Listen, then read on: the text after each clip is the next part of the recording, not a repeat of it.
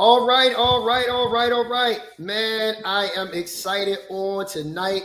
We have a heavy lineup for you. But before I get to the lineup, I want to do this. I want to set this up the right way. This is Mike Johnson. And as some of you may or may not know, I'm from the Silver Fox Squad, but I also host this podcast, Mandatory Conversations podcast with Mike Johnson. This podcast is designed and set up so that it's a safe place for men to talk, for men to get to know other men. But also, one of the bigger things I wanted to do with this, or want to do with this podcast, is to help grow up men, or help to grow men. And men aren't men just because of age. But we have to learn some things, go through some things, and so I hope this podcast will help us become better men, stronger men, wiser men, but also mentors to other men to help them become better. Let me just jump straight into this. We got one more guest that we're waiting on, but we're going to go ahead and get started. I want to introduce to you two good friends here. One, Dr. Rod Robinson, and the other, Herman Jackson. We got one other guest who's going to join us tonight, and this is going to be a panel. And we're going to talk about some things. We'll get some things off our chest. But before I go any further, I want these guys to introduce themselves to you personally, and then I'll jump back in and we'll get started. All right, Rod, you want to go first? Sure. My name is Rod Robinson. I live in Atlanta, Georgia. I'm actually a physician in neonatology, newborn intensive care, also Mike's frat brother, and from Alabama, educated in Alabama, educated pediatrics in Memphis, Tennessee, and fellowship at Johns Hopkins in Baltimore, Maryland. So that's pretty much it for me. Thank you, Rod. Appreciate you. Herman Jackson. Yes, sir. So my name is Herman Jackson. I am a native of Washington, D.C., living in right on the outskirts of Upper Marlboro, Maryland. I am an ordained reverend or preacher, minister, pastored for about 10 years, and been in ministry for, I don't know, maybe almost 30. And just a lover of righteousness and all things true. Thank you so much for the introduction, gentlemen. As I said, we have one more guest who's going to join us in a minute, but we're going to get into it. And so on tonight, we're going to talk about a couple of things. And I want to pick up kind of from where I left off last week. The title, by the way, of this podcast is Why Men Suffer in Silence. Why Men Suffer in Silence. Last week, I want to thank Tina Robinson as well, Dr. Tina Robinson, Rod's wife. We were on and we were talking about why men don't visit the doctor. And one of the things that really touched my spirit, Herman, it made everything in me stand up, the hairs on the back of my neck. Rod said something towards the end of the segment where it just really floored me. Yeah. And Rod said something to this effect. He said, Mike, one of the things that we need to do as men, especially Black men, is to ask the question, are you okay? Yeah. Are you okay? To ask that question of your brothers, of your cousins, of your any of your relatives, people, just men you know in general, to ask the question, are you okay? Because one of the things we find out is most men are not okay. Absolutely. They are not. They're walking around. Some of us are walking around as ticking time bombs. Absolutely. And when Rod said that, I was like, I have to do a podcast on why men suffer in silence, because the conversation led a little bit more into that. And what I want to do, because I don't want to do it a disservice, but I want to jump on it. And Herman, you can jump in where you want as well. But Rod, could you take us back to last week when we were talking and tee it up and talk to us about why you said that, especially as a physician, as a Black man, so forth and so on. Could you tee that up? And I want to start right at that point. Sure. It really was a kind of a conversation thing. I wasn't trying to make a big point. It just kind of evolved into that. I mean, we as men, fathers, brothers, uncles, male figures in our families and in our community, we're always we're the lions. We always want to take care of everyone else. We want to make sure everyone else is okay. Our wives, our daughters, our sons, our mothers, and we kind of neglect ourselves. And we will always ask them how they're doing, making sure they're okay. But who's asking us, are we okay? And, we came up, me and my wife, we go every day, we were busy, but we always seem to, it's not anything important. We just say, are you okay? You're doing okay. And it could be just 5 minutes that we have, but we always seem to do that. And I found myself, we and some of my fraternity brothers, we started having Zoom calls once a week during COVID when it was in lockdown and nobody was going okay. And a lot of times all the people were saying, are you okay? And I guess we don't realize, excuse the phone, we don't realize that's something we really need to focus on, because sometimes we do that and people aren't okay. They really aren't. And, it's not just saying, hey, man, how you doing? It's like looking somebody in the face saying, Mike or Herman, are you okay? And it could just be that them acknowledging the fact that you're not okay. And then you turn around and you end up having a longer conversation with them. So, that's something that just kind of came up, and it was more innocent than anything, but it's really something we need to focus on as men. And now I do it with my friends and people I know, ask them, hey, I had a partner that had throat cancer recently. And sometimes I just call him, and a lot of times he just appreciated me calling him, asking him. He didn't get into a big conversation. It wasn't anything deep, but he just appreciated that. And I think that's what kind of set this off. So I think that's interesting, and I think it's very important that we as men really ask that question: are we okay? Beyond just saying it. I think you and I was talking about this Saturday, Mike, where you just out of habit we just say, hey man, you good? And really not realizing the person on the other side is really saying inside, no, I'm not good. But their response is, yeah, I'm good. And I think one of the reasons behind that is, as men, for the most part, we were raised not to express our feelings, right? And we were raised, I know I have 2 or 3 uncles that was around, and they were hardcore, and you're not supposed to cry, you got to man up and all of this stuff. And so as a young man, you grow up thinking that you're weak. You show emotions. And the reality is, if you don't empty, this stuff gets bottled up inside and it starts eating at you like cancer. So when somebody asks you the question, hey man, you all right? There's something inside of you that's saying, I really want to tell him I'm not all right, but I don't want to come across as a weak man. Ooh, that right there in and of itself speaks to the heart and the crux of where I want to get to. Yeah. Because the title of tonight's show is Why Do Men Suffer in Silence? And you just basically said one of the reasons, Herman, we don't want to come across as weak a lot of times. Sometimes we want to come across as soft. Right. Sometimes you're just too embarrassed. Yes, sir. Right. And one of the things that I know, and I'm glad you said that, both of you guys, thank you for responding. Asking the question, are you okay, is important. And Rod, ever since you said that to me, or you brought it up in conversation last week, I've been just asking brothers, are you okay?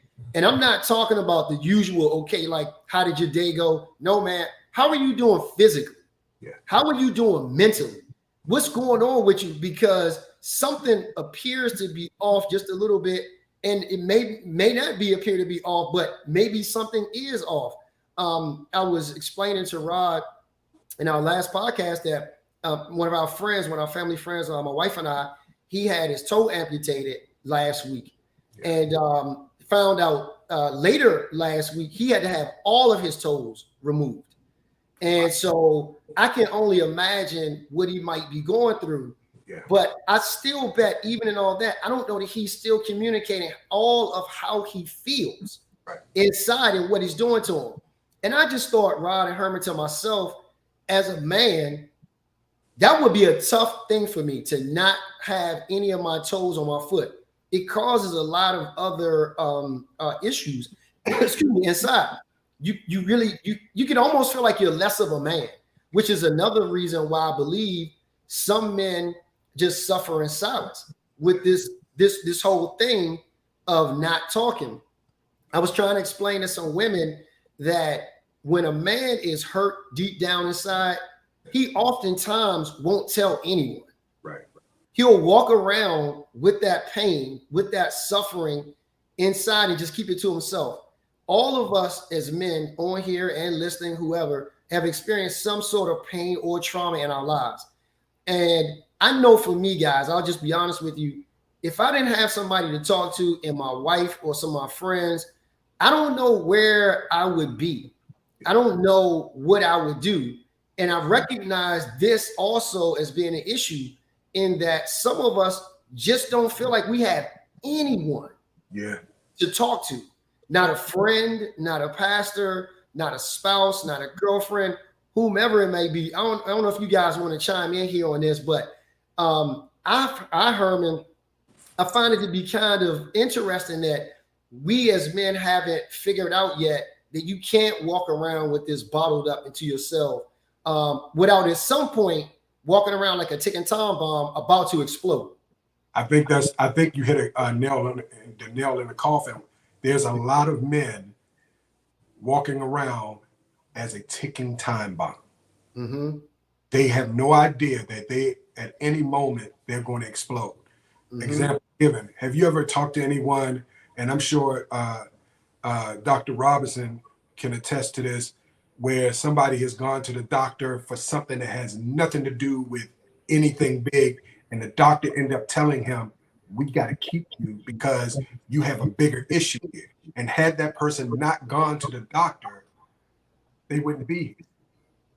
You know, and you made a point, Mike, where not having a spouse, girlfriend, you know, a friend, and, you know, somebody that you can confide in, somebody that you can be 100 with and say, hey, man, I'm struggling in this area, or I'm feeling this way and I don't know what to do about it. Or how about this? I'm scared. Everybody needs somebody that they can be 100 with and say, hey, man, I got this situation going on in my life, and I know I'm supposed to be the man. I know I'm supposed to take care of my family. I know I'm supposed to present this manly posture, but I'm scared. And the reality is, Mike, it's nothing wrong with us admitting that we're scared, because there's not one man that's listening to us right now, if they were honest, when they can't say that they have not been scared on several occasions. Man, that's good. I mean, Herman, that's the honest to God truth. That really is it. And I think even just to expound on that, not just being scared, but whatever the case is, I've had friends, man, that found themselves in situations where, man, they were getting ready to do something crazy. Yeah. I mean, getting ready to go all the way in.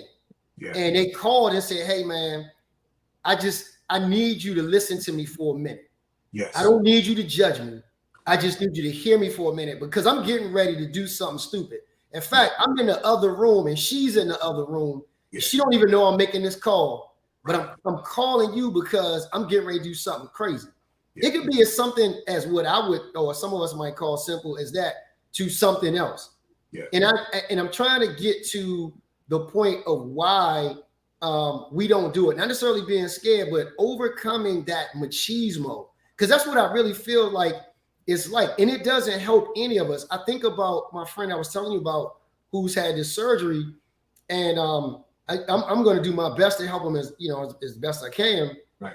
But I think about the fact that what if he would have just told somebody that, you know, I'm not feeling good or I'm having this issue, instead of waiting till the last minute to have this play out in such a way to where now, you know, you got this situation with your foot, with your toes, but it could be a foot. It could be a leg. It could be any number of things in that vein. Rod, I don't know if you want to jump in there because I know you see quite a bit. Well, you don't quite see probably as much of it, but just as a man. Well, I mean, actually, and I think we talked about this a little last week. I'm taking care of people's baby, and I'm taking care of people's sick baby. So you can imagine that dynamic and that stress that's involved. Typically, Mike, what you do have is the father who's trying to be strong for the baby, his baby, son, daughter, but he's also got to be strong for his very hormonal, emotional wife. So, I will frequently tap the dad on the shoulder. Are you okay? Because people don't realize he's going through it too, and he's helpless, and that can be expressed as anger. That can be expressed as silence, which is most of the time. And we don't, just like for you and your friend. I mean, that's scary for you, Mike, because that's your friend. Yeah. So, I mean, if it was my friend, just hearing the story, it makes me think about, well, do I need to leave this sweets alone this weekend? I know that sounds silly, but it's true. I mean, we all go through it, but has anybody asked you, are you okay? Because you had a friend that's going through some pretty dramatic things the last 2 weeks. And so we take a lot of stuff for granted, I think, as men, and we need to look at each other, especially Black men. I mean, we get it from all angles, right? In society, in our community, sometimes in our homes, in our families, we have to look out for each other. There's not a whole lot of us. And especially out here trying to do good things and big things and just survive in this world. And I think it's important that we think about looking out for each other as well as ourselves. Because again, sometimes I'm not okay. And I have to look at this like, wow, who am I going to talk to? Yeah. Right. That's right there, Rod. I since you just said that, if you can mention without mentioning names, when you do get to that place, who do you talk to, or do you even, besides your wife, because we heard you say that, do you reach out to another man? How do you handle that situation? And then Herman, I'm going to ask you. It varies. It could be like I have two, like in my practice of 9 physicians, there's 2 of us or 3 of us that have been together for 23 years, and we kind of built this thing from the beginning. And so those 2 people I can reach out to. Sometimes it's a frat brother that I talk to. And we, the thing is, we might not get into a serious conversation because, as you can imagine, you got friends, they're going to give you a hard time no matter what it is. And they're going to be like, look, we're not doing that. And I know it sounds silly, but, like say, for instance, I got to a point where I golf. And I said, you know what, I'm not good at this anymore. I hadn't been doing it. I think I'm going to stop. And they were like, you're not stopping, dude. They were shocked because I'm the one that's living near a golf course community and all that stuff. And so it's just little things. They picked me up and kept me, because I was seriously like, this sucks. And I'm not enjoying this. I don't get any joy from this. I'm not doing it. I'm wasting money, being a member, that kind of thing. And just them talking to me, just that one person saying, hey, hold up now. We talking about doing this into our 60s and 80s, 70s and 80s. And you talking about quitting on us. So again, it could be, a lot. It was my dad before he passed, but again, and then dealing with that part of it, losing that person, right? If anybody listening to this has had to go through losing a parent that they're close to. So, and then sometimes I have to admit it's nobody. I don't say anything. Why? I just don't. And I get through it some kind of way. But so okay, right there, man. This is sorry, it's a lot. No, man, that's man, listen, Rod. So let me ask you a question. Why don't you feel like you have someone you could is it because of the nature of the issue? Is the issue just that deep? Is it because you're embarrassed? Is it a number of things? What is it? Because I would think, and I've gotten to know you not really, really well, because Rod and I just, although we're frat brothers, we just probably met, like maybe a couple of months ago, right, Rod? Yep. And one of the things, I'm gonna say this to the 2 guys down, because I've said this to both of them.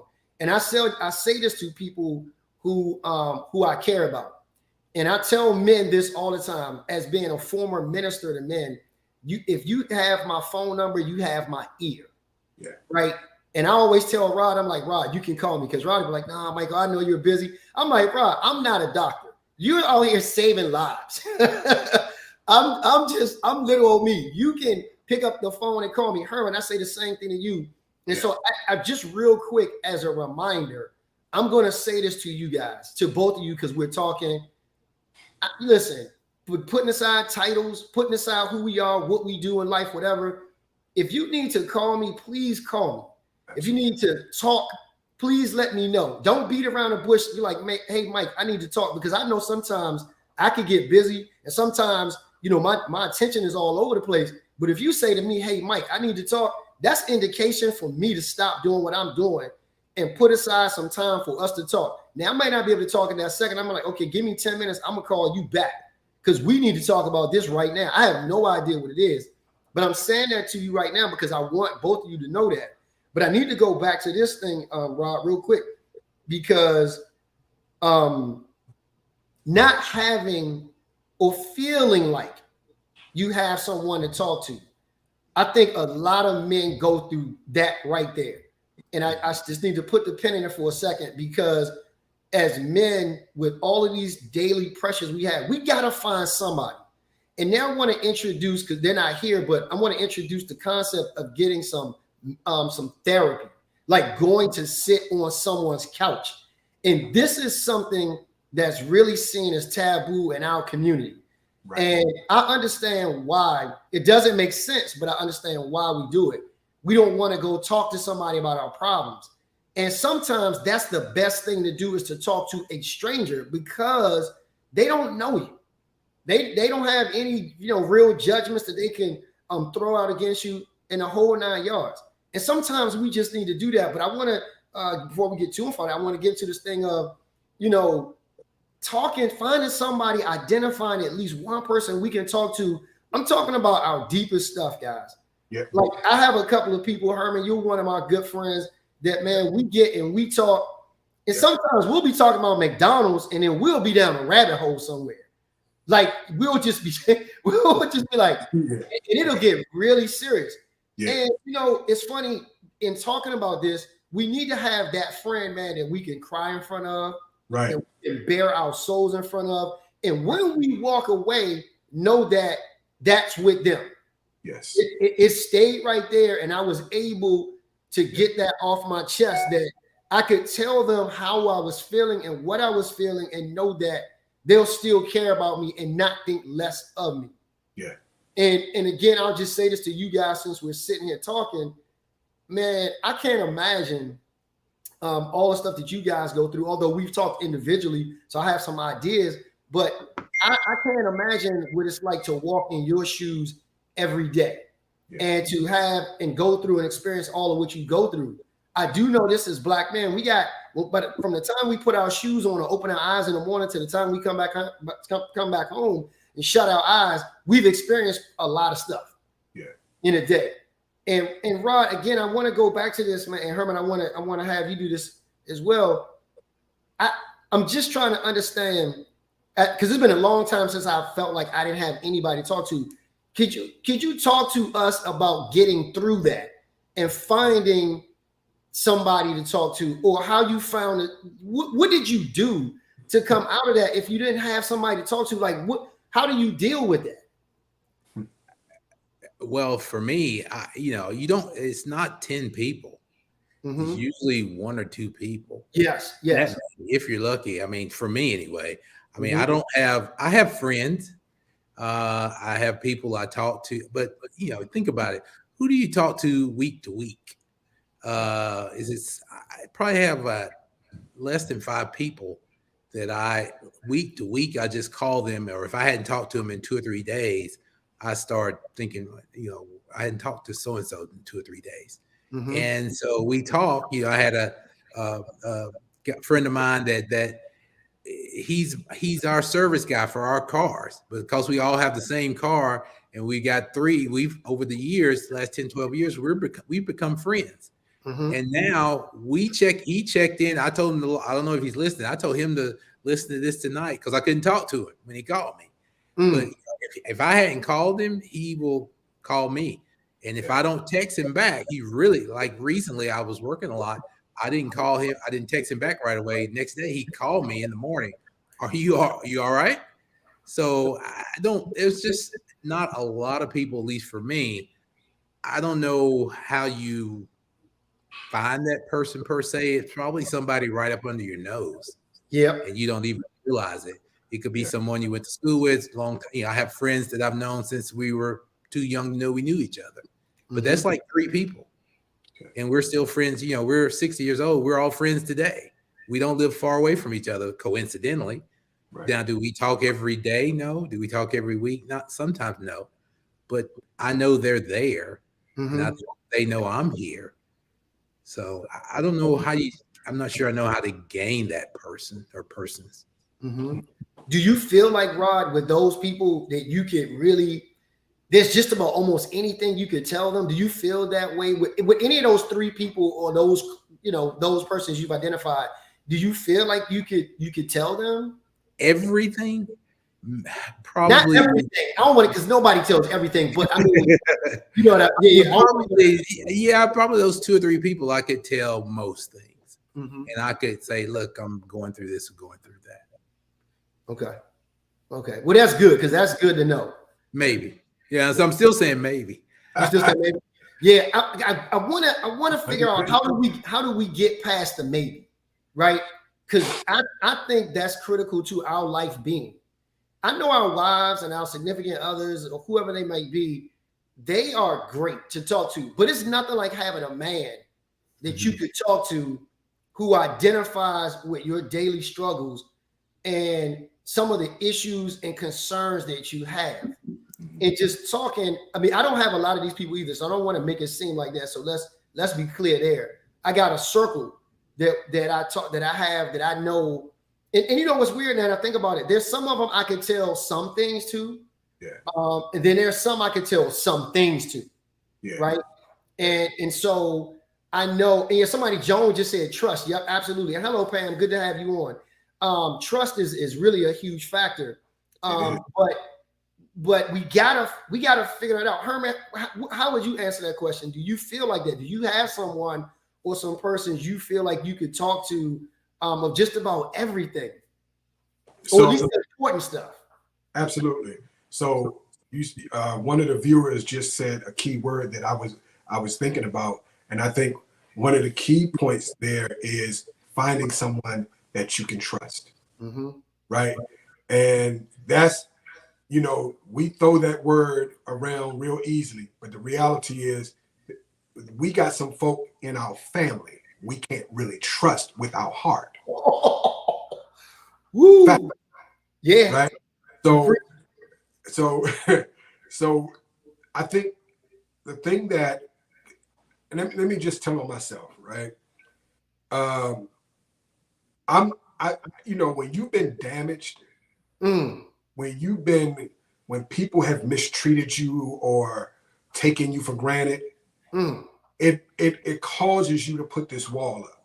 Yeah. You know what I mean? And I told someone years ago, if I get this wall up, it's gonna go up, but it's not gonna come down real easy. And I don't want the wall to be up. But people take for granted, sometimes the people that are closest to us take us for granted the most. And so we have to find that individual or individuals, and it's probably not going to be a lot of people, right? But we need to find those people that we trust to say, hey man, I just got locked up for picking up a prostitute, being a preacher, right? I use this example for one of the few people that I know if I got in any trouble, I know before I say anything, they have already hung up and they're on their way. And I don't have to worry about them saying, man, you knew better than this. I already know that. I just need you to be a friend to me. You know what I mean? And the reason why people don't, because they don't have that person that's they can trust to be there. Now, on the flip side of that, Mike, or not on the flip side, but along with that, you do want somebody that's going to be honest with you. Yep. You do need that person that's going to say, hey, man, I get it. I understand. But let me just say this to you. Mm-hmm. And you have to be willing to listen and do something about it. Yeah. Because otherwise you're taking their friendship for granted. Mm. You know, so yeah, again, I know a lot of people. I have the blessing and maybe the curse of knowing a lot of people. I can count on one hand, besides my wife, besides a couple of family members. I'm talking about people that I can share my complete heart with. It don't fill up the whole hand. Because the reality is, and we have to be careful while we're saying we need somebody that we can do that with, we got to be careful that we don't do that with the wrong person. Correct. You know, because otherwise that just, we get knocked back a few steps. Yeah. But it's important that all of us have somebody that we can be absolutely 100 with and say, hey, man, you're somebody that I know no matter what I can trust. And even though that's not an easy thing for me, and you and I tell people all this all the time, and for those that don't know, I work with Mike at his shop on the weekends, and Mike and I, it was just a click. It just clicked, and me and Mike probably have been knowing each other a little over 2 years or so now. Mm-hmm. We've been knowing each other for 25, 30 years. And we have that type of bond and friendship where it's like that, you know. And for me, I just consider it a God sent, because that don't happen for me with everybody. Yep. But when you get that, you have to embrace it. And the problem with a lot of people, Mike, they won't embrace it because they're afraid to be vulnerable. Yeah. Yep. You know what I mean? You and I have shared some stuff. I've shared some stuff with you that people that have known me all my life for 52 years don't know, because I know my stuff is safe. Mm-hmm.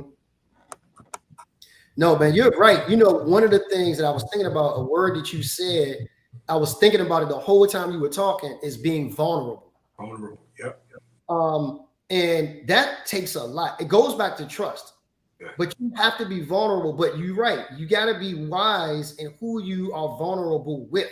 Yeah. You can't be vulnerable with everybody. You can't just turn over your information to anybody, because everybody's not worthy of knowing that about you. No. Right? So we get that. But here's what you have to do. The Bible talks about, I ain't going to get too preachy, but showing ourselves, you got to be a friend first. Yeah. You got to show yourself friendly first. Right. And so a lot of times I think as men, we don't oftentimes do that, because think about it. When we as men come into a group or come to know someone, I don't believe all men are like this, but I think we all are very observant. So if we find you to be standoffish, it's probably likely that we aren't going to want to even say hello to you. Yeah. But we got to look for people who we think we could be friends with or have something in common with that can help us, build a relationship, and then from there do some of these other things.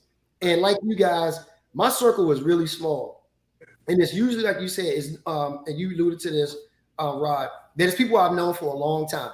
I've known these people probably with the exception of Herman, I've probably known these people probably for almost 20 years, right? Because I'm that way as well.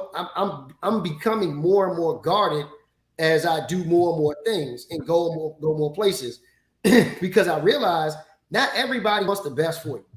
They're trying to figure out something about you to use against you to get something from you. Facts. Right?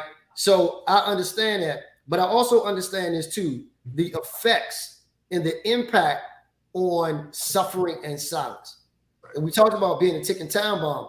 A lot of men, and Ron, help you with this right here, this part of it especially. Percentages wise, Black men have some of the highest rates of hypertension. We die quicker probably than most men from anxiety, from stress, from these other things, which come directly, I believe, and Rod again, Herman, you can speak to it as well, that come from suffering in silence. Because we don't have anyone to talk to, or don't feel like we have someone to talk to, we'll bottle it up, and our blood pressure is through the roof. Yeah. When if we would just find somebody, not just a friend, but maybe go to a therapist, some of that pressure and stress could be relieved just by doing that. We have all kinds of other issues related to our health because we won't take care of, I'm going to say now, our mental health. It is suffering in silence, just believing we can take it all on. And I'm here to say, you know, from one black man to another, you can't take it all on yourself. No, you sir. can't. You might feel like you can. You might think you can. Somebody might have even told you you can. But that couldn't be further from the truth about being able to handle and walk through life so stoic and so alone and so just to yourself, and just it's no way to do it. You just can't do it. And so, Rod, could you talk to that some about those types of statistics and what happens to us in terms of like this anxiety, this stress, and all of these different kinds of things? I mean, we black men and black women too, quite frankly, but we as black folk, about 2 out of 5 of us have hypertension. So 40%, a little over 40% actually have hypertension. Diabetes is not far behind. I don't know the percentages for stroke, but if the hypertension is there, trust me, the stroke is not far behind. And then uncontrolled diabetes and uncontrolled hypertension. Those are the kind of things that we don't talk about. I don't want to go down the erectile dysfunction path. That's something we could do, but I don't want to go right to that. But no, but Rod, hold on a second, Rod. I want you to touch on that too, because that also is an impact of that as well. So talk about what. Well, it's a sign, and people see it as a sign of weakness, and you don't want to talk about that. But at the same time, it could be like you were saying. We were talking about this last week. It could be a symptom of a bigger problem, and I think that we don't realize that could be the main reason why we're having all these other problems. I mean, and one thing I want to touch on before I forget. I mean, we're talking about how we need to do this when we have to listen to you saying being a friend first. Somebody might come to you, and I've done this too. You don't even realize they're reaching out for help. I mean, you had somebody call you and tell you, I'm about to do something. What if they just call and say, hey, I just want to holler at you for a minute? That might be a cry for help. So you have to stop what you're doing. And I'm talking about me too. You have to stop what you're doing. Listen, if somebody calls you, they may be calling you saying, hey, I need to talk to you for a minute. And they might not even ever tell you, but just you talking to them may help them and get them through that problem. And, you know, when in my job, when I came to Atlanta, I was shocked. And I was one of 5 African-American people doing what I do in Atlanta, which that's not good. You know, some people, oh, that's great. No, that was terrible. And I couldn't believe it. And, you know, obviously it's changed now, thank God. You know, over the last 23 years, I have a lot more. But all but one of those people reached out to me as a young person to tell me, hey, I'm here for you. If you need to talk to me, to come, you know, because we're spread out all over the place. So those are the kind of things, you know, reaching out to people is good, but you also have to have that ear. And that's the hard part. Like Herman was saying, don't make fun. You know, what you do that for? That's not the time to scold somebody. There's plenty of time for that. But sometimes you just need to we have to, and I'm talking about myself, we have to really pay attention and say, you know, are they okay? Why did so-and-so call me at 10 o'clock? He never called me at 10 o'clock at night. Right. Or why did they call me on this day when I just talked to them 2 days ago? It could be something else behind that. So listening is the hard part, I think, and being the friend, like you were saying, Mike. No, man, I'm sitting here, I'm taking notes as we talk, and I will let Herman talk first, but I'll tell you about what I think. Herman, where are you at on that, bro? I know you had something you was going to say. No, man. Rod, you deserve an award because you hitting some key points, man. there's a and I don't want to sound churchy or spiritual right now, but there's a scripture says, "He that will have a friend," I think you just said that this must first show himself friendly. Mm-hmm. Well, people want what they're not willing to give, and so some people are suffering in silence because they just evil. Mm. They evil, they mean, they nasty, and don't nobody want to be bothered with them, and they need help, Mm-hmm. but they blame everybody else for why they are where they are. Maybe you just need to drop that stone that's on your neck or on your shoulder and say, "Hey, how you doing?" In order to get what you need, sometimes you got to give it. And so we have to have the mindset to change. We have to have a mindset that I want to do differently. I want to be better. With our health, we can't just sit back and feel like everything isn't good, but say, "Nah, this will go away." It ain't going nowhere unless you do something about it. Mm-hmm. You know what I mean? But we are afraid of what we're going to, information that we possibly may get. I was that guy, Mike. When I was younger, I didn't want to get bad. I didn't want to hear no bad news about myself. Mm. I would not. There would be things. I used to suffer with headaches, right? With sinus headaches, but I didn't know at the time they were sinuses, right? And so I was afraid to go to the doctor to check out why I'm constantly having these headaches. What if I would have never gone to the doctor? That could have turned into something much better, 10 times worse. Mm-hmm. But we got to be willing to be, going back to the vulnerability piece, we got to be willing to be vulnerable in order to get healed. We got to be willing to be vulnerable. We got to be willing to give the very thing that we stand in need of. Yeah. I was thinking about, as you were speaking, don't turn away help, because I know a lot of men who will turn away help. They don't, and this is a problem with suffering. They want the help, but they turn, it sounds crazy, right? It sounds ironic that somebody wants help, but they turn the help away. And I think as men, we gotta be very, very, very mindful that if Herman, Rod, I come to you and it just may be something I've seen. And I make a statement about an observation. Herman, you don't look well, man. Are you okay? Oh, no, man. I'm good. You turn away you turn away help, because I may see something that you may not see in yourself. And I think as men, especially, man, I don't know about you guys, and I'm pretty positive your wife has done this a couple of times, where your wife is trying to tell you, I see something. You can't. One of the things that because like you, Herman, I'm a preacher as well. One of the things God showed me a long time ago, as I got in the married couples ministry, the thing that God does for us as a spouse is to give us somebody who can see behind us, right? So if my spouse is standing in front of me, she can see everything happening behind me. I can't see what's happening behind me. She's literally my back. And sometimes as being my back, she sees something that I cannot possibly see.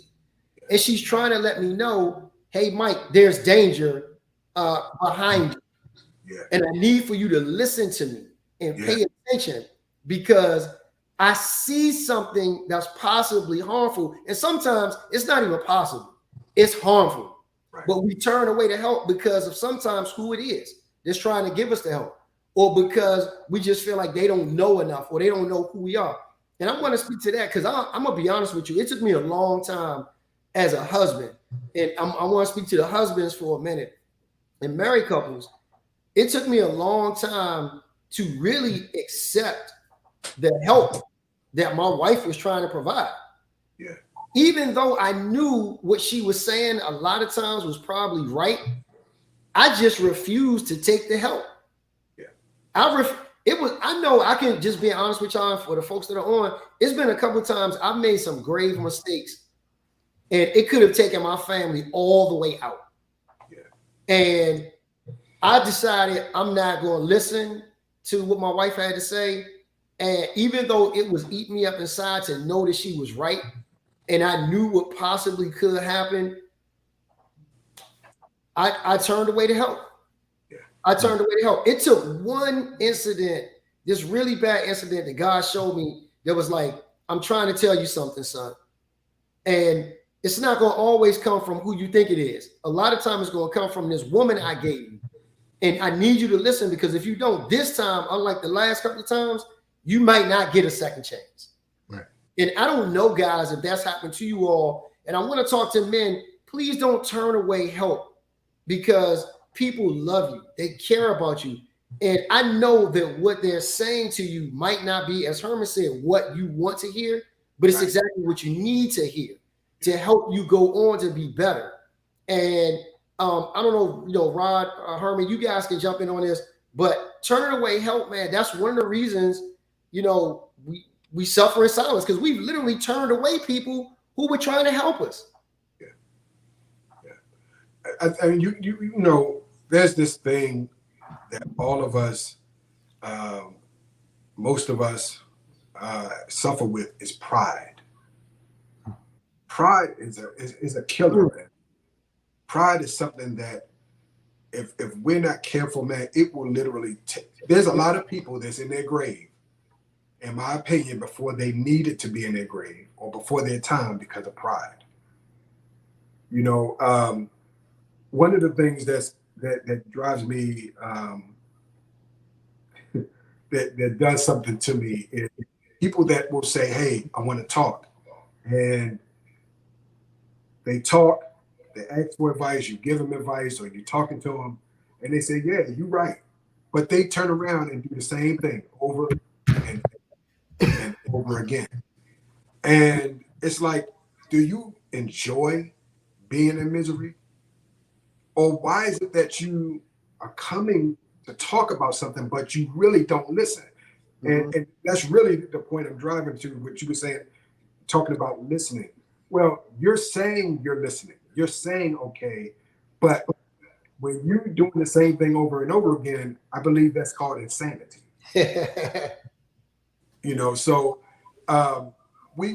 in order for us to get past all of this stuff, we got to get past all of this stuff. We got to stop talking about what we need and just do it. Yeah. If you feeling pain in your toe, go to the doctor. Don't take no Advil. Don't take no Excedrin. Go to the doctor and let them tell you, hey, man, all you need is some Excedrin or whatever. But don't assume that you can do this because you're afraid of what the doctor's going to say. Yeah. Come on, man. If our lives are our lives are worth more than what we're giving ourselves credit for. But we have to be willing to let down the egos, the pride, and move forward so that we can be a better help to ourselves and a better help to those that are around us. I think it's hard. I mean, we could do another podcast on why are we so stubborn? Because that's what matters, right, guys? I mean, like you're saying, Herman, people aren't listening. They do the same thing over and over again, expecting a different result. We have the pressures of putting this facade, being a certain image, trying to look a certain way, drive a certain car, live in a certain house, having a certain amount of money in our pocket. And that's supposed to make us, I don't know why we need to be better than the next person, but that's essentially what we're saying. And that's you really aren't. We're all a lot alike. And, I think it was Jay-Z was saying, you can be big pimping with a Cristal or a 40 on the corner and you're the same guy. Right. It doesn't really matter.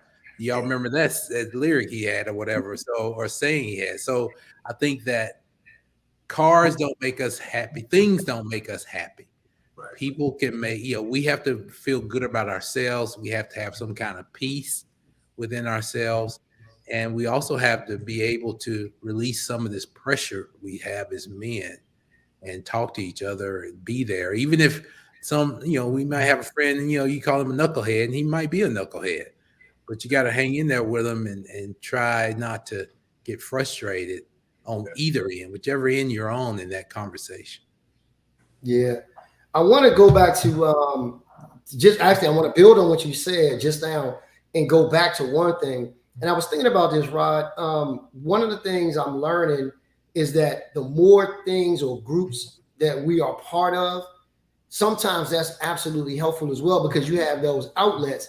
It's just a matter of reaching people and reaching people. We got Blaine. I'm gonna introduce him in a second. And reaching people, like being a part of fraternities, being a part of a Mason or some group of men, basketball, golfing, whatever the case might be.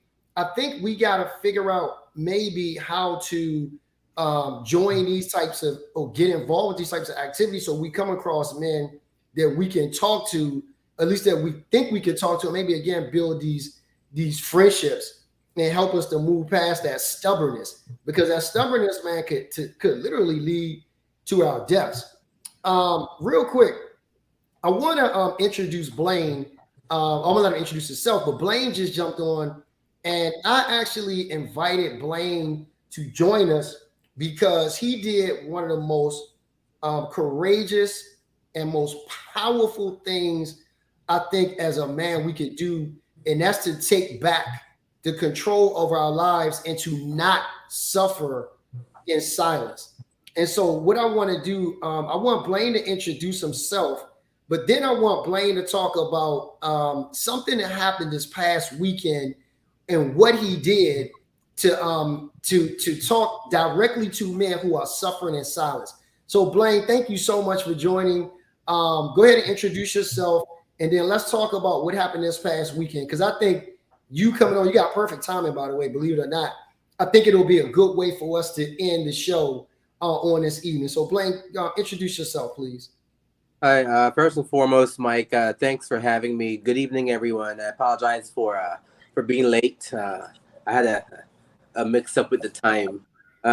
First and foremost, my name is Blaine Simmons. I am an educator here in Houston, Texas. I also work a lot along with the Silver Fox Squad behind the scenes. Yes, you do. Michael, I think this is an awesome platform, and I hope you continue to do what you do. So one of the things that we talked about recently is I used to wear a hairpiece. A couple of years ago, I started losing my hair, and at first it was just normal, thinning. And then I had a situation where my barber one day was cutting my hair and said, "Hey, you have a bump on the top of your head. Have you ever noticed?" And of course, most of us don't take the time to look at the top of our head, so we don't really know. And this went on for a couple of months, and the next time he addressed it, he said, "Hey, this lump it's getting bigger. He goes, I think you might need to go get this checked out." So came home, checked it out, and realized it was pretty substantial. So I kept trying to figure out, did I bump my head? Did something happen? Was I having an allergic reaction? Finally went to the doctor. They checked it out, and they said, "Okay, well, there's growth here." So it was suggested I have surgery so that they could do a biopsy, see what was going on. So they went in there, cut it open. They took out this growth, and thank God, they tested everything. It wasn't cancerous, but the doctor said, "But yeah, you're gonna be left with a scar, but it's not gonna be anything that's gonna be too bad. Eventually, scars disappear or they shrink. You'll get used to it." Well, after doing that, the scar was so large that I got extremely self-conscious about it. And after that, the thinning became bald immediately. So I stumbled across a bunch of these websites and pages where I saw people wearing these hairpieces, and I found someone who did that. So that's how I started wearing hairpieces. I wore them for about 6 years. And it was funny because when I started initially, it wasn't like a big change. No one really saw a huge difference just because I was always real subtle with it. I was always worried, like, do they know? anyone tell the difference. And over the years, I just got more comfortable wearing them. And, I went from shorter to longer and changed it up a bit. And there was always that fear in the background, what if someone knows? What if someone calls me out on it? And about 2 years ago, I think I realized that this scar that used to bother me so much, like I couldn't even really tell it was there. I would have to look for it, stare hard in the mirror. So it became, well, okay, is it time to just stop my pieces and just embrace my baldness? I mean, I'm 40 years old, so it comes with time. And so in doing that, it turned into, well, when is the right time to do this? Because if I suddenly show up and I don't have all this here, it's going to be obvious. So I kept putting it off. Well, about 2 weeks ago, we were all down there in New Orleans for the Essence Festival. And I ended up getting on one of these videos that ended up on a website. And it took one person to point out, hey, that guy at the end, I'm pretty sure he's wearing a hairpiece. So after that, the comments just started flooding in, the jokes and people pointing out and saying, oh, I took a screenshot just to zoom in and see. And yes, I do think that's the case. And initially when everything happened, I was upset. I was pretty embarrassed. And then I sat back and I kind of thought about it, and I said, you know what, people go through this all the time, and unlike a lot of people, I do have the luxury of just saying, you know what, I don't care anymore. I'm just not gonna wear them anymore. I've seen videos of people where they wear these pieces because they're veterans and they had an explosive go off and blow off, a part of their skull, and this is something that helps them feel more confident. And in my case, I don't think it gave me confidence. For me, it was always something I was worried about. So for me, it actually did the entire opposite. But I know people who it makes them feel good. It makes them look good. Um, they rock it every day. It looks great. Most people would never even know. And then I started thinking of the comments and the cyberbullying, if you may. And I've always been a person to stand up for myself. I've definitely always been a person to stand up for others. So I've always seen videos like that, and I've wondered about that person or the people that's being made fun of, and wonder what their feelings are about these jokes and these comments. And it's not something that's okay. But when you put yourself on a social media platform, you also open yourself up to all that. But it also made me realize, as men, there's so much that we take that society kind of shrugs under the rug. You know, I think for some men, it's almost as difficult going through losing your hair as some women have to face and battle. And reading through the comments too, I saw quite a few people standing up and saying, "Well, what's wrong if he is wearing that?" And then they talked about that a lot of women, they wear hair pieces and wigs for various reasons all the time, and nobody makes fun of them. So why is it something when a man does? And people have different opinions about that. I guess it just boils down to gender norming and whether or not it's a double standard. But the bottom line, I just feel like nowadays there's a lot where we're supposed to just take as men, and we're supposed to brush it off, and we're not supposed to have feelings about it, and get over it. But this is just one small piece of a bigger problem, because at the end of the day, honestly, hair is hair, no hair is hair. There are bigger things to worry about. But we have much larger problems than just being laughed at or made fun of because we may feel some kind of way about balding. There's so many other mental health issues that are treated almost in the exact same way, where it's embarrassment to address it. We just have to kind of find a way to get over it ourselves. And hopefully you have a village that's strong enough to be able to support you and give you that confidence you need, or that shoulder you need to lean on. I know I've been lucky where, at home, and my friends, they've always behind me 100%. So I've looked at that problem, but there are people who they don't have anyone to talk to about this type of stuff, especially something as small as this. It's extremely taboo, and more so, I think it's taboo amongst men of color. It's always a running joke, and um, I know I've been at the barbershops many times where people sitting next to me they didn't know, and so they made jokes about people who they did see a video or did see me making fun of them, and it's always why is just shave it off, get over it. But again, you can say that it's easier said until you are the person that situation. So that was my that was that was the basis of me posting and publicly saying, look, this is what I'm going through. It is what it is. Here you go. Hopefully somebody else can take the lead after this and say, well, you know what, I've been battling this too. But I'll tell you, Mike, since I've posted it, I have had people reach out and say, hey, I'm going through this exact same thing. Thank you so much for sharing. And now I feel like I have the courage to do the same. But as I also said in my post, if you don't do this, if you don't have to do anything that unless you feel like it's the right thing for you to do. And at the end of the day, we just all have to do whatever it is that makes us feel sound in mind and keep it moving. Yeah, I told you, Blaine, how first of all how proud I was of you. Yeah. And I called Blaine. I was like, I'm not even going to text you. I'm not going to post this. I'm going to call you because I want you to hear it from me. I don't want it to be a text or something like that. I want you to know that I care about you, and I'm excited that you've embraced this and how it made me feel. And I knew I had to get you on for Suffering in Silence because for many years you literally had to just be silent about this. Like you felt in your mind like there was no other way to deal with this other than to be silent.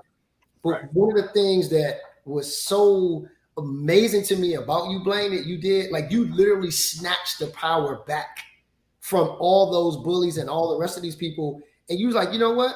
All right, cool. So since you think you can bully me and all that, it's the right time for me, not because you're making me do it, but now I'm going to take it off and I'm going to show you, and not just show you, but I'm going to show the world that there's nothing that you can shame me about. There's nothing to be ashamed about. In fact, I'm now not going to suffer in silence, but I'm going to embrace it and embrace it fully. Yeah. And Blaine didn't tell this part of the story, but literally he was wearing the unit as late as when? Was it Saturday? Yeah. Mm-hmm. So Blaine literally just decided to not wear the hairpiece as early as this past Saturday. Wow. So you're seeing Blaine really almost for the first time without it. And I'm sure people who have seen you are like, whoa, what in the world? But again, I thought about you because you to me embody what it is to take back yourself and come out of the suffering and silence. And you make me think about this, Blaine. It's not enough to just do that, but you have to, and I'm really feeling this, that we have to also reach back to others to help pull them out, right? And help be a circle or village for those who don't have a circle or village. That's how we can help people who suffer in silence. I mean, Rod, you were talking about this earlier before you came on. When people are talking to you, sometimes you got to be a little bit more aware of what they're saying because they're saying more than what they're saying, right? And just being that help. And again, man, I just couldn't thank you enough for being that brave, because you do have to be brave to come out of that thing. And you said this, and I'm using your words now, that you didn't, you put it off, and you were wondering, what if somebody calls me out?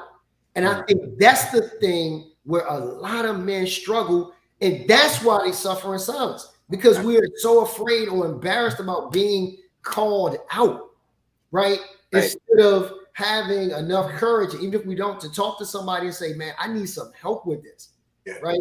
And Blaine, with all that said, before you decided to not wear the hairpiece, did you have to say, okay, let me talk to a couple of people about this. Let me talk to someone about this before I do it? Or you just like, you know what?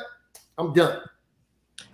And you don't have to mention any names, but I'm just trying to help people kind of put all of these pieces together. Yeah, I definitely had I had people I was able to reach out to, talk to, you know, obviously at home, and you know, my friends and family. And I think it was more so of me having a source of to, because with me, I've always done what I wanted to do. So I pretty much already had my mind made up. I think I just needed an extra set of ears to hear what they had to say, because these were the people who I definitely listen to and I count on, and I take their opinions, and I do consider what it is that they're saying. And you know, every one of them I spoke to, they all ended with the same thing: if this is what you need to do to help you, or to feel better about yourself or feel good about yourself, go ahead and do it. We support it 100%. And every single one of them had the exact same thing to say too. Well, you know what? This is not just for you. It might help somebody else who has been going through this. And I'm telling you, the the messages that I got about this, and one person in particular told me that he's actually getting ready to shave his head.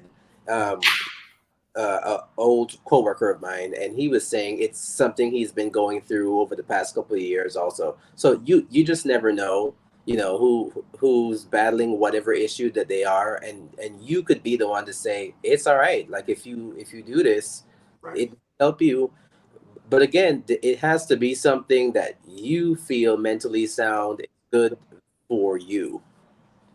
Hey, Mike, I just want to say this. So, Blaine, so first of all, it's good to see you again, man. Um, what's amazing about Blaine's story? So, first of all, when Blaine came on, I had no idea who he was, because the last time I seen Blaine, he had hair on his head. Right, a lot. Right, a lot. But here's what's amazing about your story, my friend. You made a decision to do something that you needed to do for you, but in return, it helped other people. And so, going back to what we were saying earlier, Mike,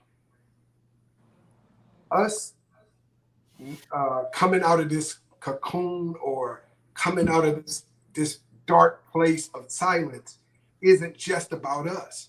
It's about other people. So we got to stop being selfish, because if you think about it, it's really selfish, right? It's selfish for us to do this because other people count on us. Other people needs to hear our story. And the story can't always be, I succeeded or I did. No, I struggled. I hurt. I was in pain. You know, one of the things about, and Mike, you and I talked about this, and I think it's important to say this, there's not only men suffer in silence, but creatures suffer in silence. Yeah, and I'm gonna deal with that on one podcast. Yep. Yeah, and it's like, we do all of this helping people, but after we leave the podium, after we leave the pulpit, after we get away from everybody, man, there's some of us that are we're in a bubble, man.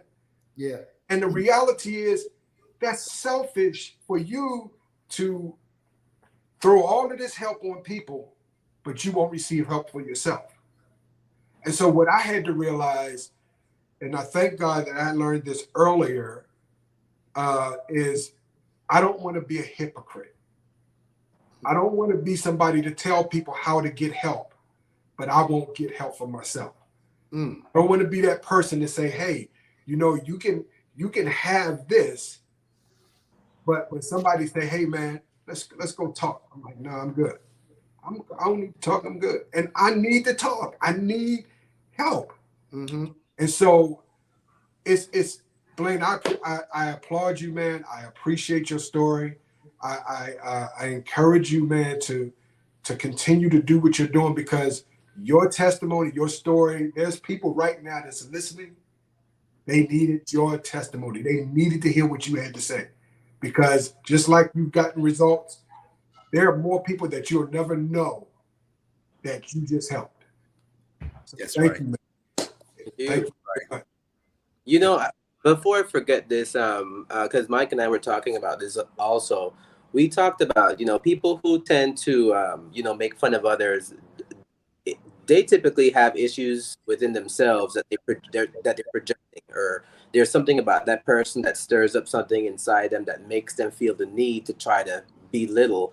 And one of the things I said to Mike was concerning to me is that in a situation like this where these people don't even they don't know who I am. So what would be their intent to try to bring hurt to someone that they don't even know? And it just made me think, wow, like you must really be battling something something way more within yourself for you to go to that extent. And it might be me overthinking this, but I know personally I've watched a lot of these memes and videos and read comments sometimes, and I've never had the urge to go in and write something negative about whatever it is that I'm seeing, just because I always think, well, I wonder what that person feels like that's at the subject of it. But I know everyone doesn't think the same way that I do. So I'm not going to I'm going to try not to pass judgment on them too much, because I don't know what their circumstances are that have led them to this behavior. Behaviors are learned. So it might be a situation where they're made fun of or belittled all the time. So when they have the opportunity to do it, they try to do it. And so this is just, it's learned behavior. And like you said, unless you know that it's a problem, you never try to change the behavior. You never try to fix whatever it is that you're doing wrong. So I think as adults, outside of men, women, or race, it's just as an adult, a lot of us do not know how to sit back and analyze our behavior and think whether or not it's right or wrong.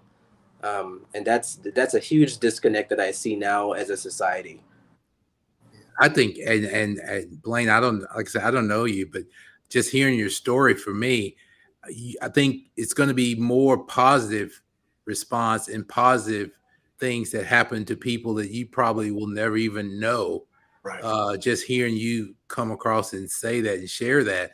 I mean, like for what I do, it's very few people, and I'm not saying it's to brag. I'm saying it because it's actually a little sad. It's very few people that do what I do and are physicians, and black physicians black men only make up 3% of all the doctors in the world, in the country. And it's, I think it's 2% for men and 3% for black women, black men and black women. That's not many. So when you are able to share your story and get out there, we tend to help people. It's like what Mike and what Herman are doing too. You might not even know you're touching someone, and that's okay. I don't think any of us are looking for some kind of a thank you or some kind of a gift or something. But just hearing what you're saying and taking control of that, I mean, that's empowering, and it's inspiring to hear your story. So for me, I appreciate you doing that, and you Thank look you. good too, brother. So That's what I told him. I was like, you look amazing. I'm part of the club now, right? so, Look, I'll tell you everybody what, rubbing too. their head. I'm a runner, and yesterday evening was the first time I went running in 2 weeks. And at the end of my run, I can't tell you how good it felt, because now I'm no longer faced with worrying about, I'm gonna have to go fix this. I'm gonna have to go make sure everything's straight with it now, because I just got through, hitting 4 miles, it's just sweating coming, but it felt so good. Uh, so I'm just looking forward to more of that now. Um, but I'll just say one more thing. What I told my family last night was that I don't care if someone decides that, you know what, this isn't for me, I'm gonna keep wearing my pieces or whatever. My advice to them will be, at any cost, make sure you are doing this because it is something that makes you feel good about yourself, not that you're worried, you're so concerned about what people will think or what people will say, because there are so many people who we talk about medical care. A lot of people, there's a lot of shame behind going to seek counseling or going to the doctor to go get a checkup because you're not feeling well. I don't know where this started, but we feel like there's some level of shame in admitting you need help. You're not well. And I see it even more so amongst people of color.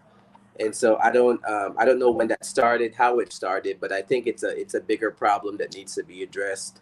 And we can only take it one battle at a time. But like you guys are all saying, it takes having support or someone saying, hey, you know what, you might want to go get that checked out because it's not going away by itself. Yeah, man. I mean, such what a way to end this. Blaine, Herman, Rod, thank you so much for participating tonight. And I've learned quite a few things this evening that I did not know. Maybe I knew, but I just didn't pay attention to. And I just kind of jotted down a couple of things. And one is to probably make myself more available to people. I know we're all busy, but we can all spend some time just making ourselves a little bit more available to people and trying to pay attention more. Even if you think the person needs help, sometimes as you in your spirit, you feel like they need help. But if you hear them as well saying, hey, I need help, to help them a little bit more. Because one of the things that I've seen, Blaine, just in your story, that's why I really wanted to have you on, about how liberating it was. And so to people who are watching this, you can come out of this suffering in silence. And there's a liberation with it. And just how you will feel admitting to yourself, because it's something, and I'll admit this to you guys, being 52, I know there are things that I can't do that I used to do at 42. And I remember my wife saying to me a couple of times, she's like, Mike, you're not 32 anymore. You're not 42. That's the last thing a man really wants to hear. Yeah. But it's the truth, right? And the fact that it's the truth, we have to pay attention to it. And so I realize now there are activities that I won't even participate in. I used to love playing basketball. I was an avid basketball player. I played my entire life. I played some football. I love sports. But I've torn my Achilles 3 times. I've torn my meniscus twice. My wife is like, Michael, you can no longer do it.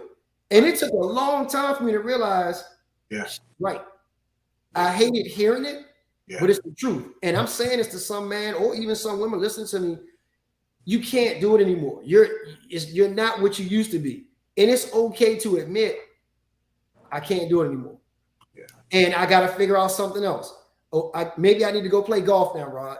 I gotta go do something else. But it's okay. What were you gonna say, Herman? Welcome to the team. Right, exactly, right. And so it's like what you just said, Blaine. It's okay to admit that you can't do it. It's okay to get help when you know that you're suffering from something. Go get the help. You don't have to suffer in silence. If you're suffering in silence, it's because you made a decision to do that. Correct. And Herman, to your point, this is the thing that I want to leave with everybody. That is selfish. Because when you do that, there are other people who are dependent upon you who need you around, and you could wind up not being here to help them because you're simply suffering in silence from something that could be easily taken care of. Blaine, I stop and I think about, what if you would have ignored that lump on your head? Yeah. Right. You would have just been like, you know what? I'm going to get a hair piece and I'm just going to cover this lump. Right. I feel like it's gone down somewhere, whatever. What if your relative, you may or may not have been here with us today. I mean, and we all have situations like this where we have to realize that it's okay to be, you know what, I'm sick and I need some help. Whether that's mentally, because that's something else we haven't really talked about too much, because there are a lot of us, for whatever reason, and Rod, I mean, you could probably speak to this with these imbalances, or something's going on chemically with us, where we need some additional assistance with medication.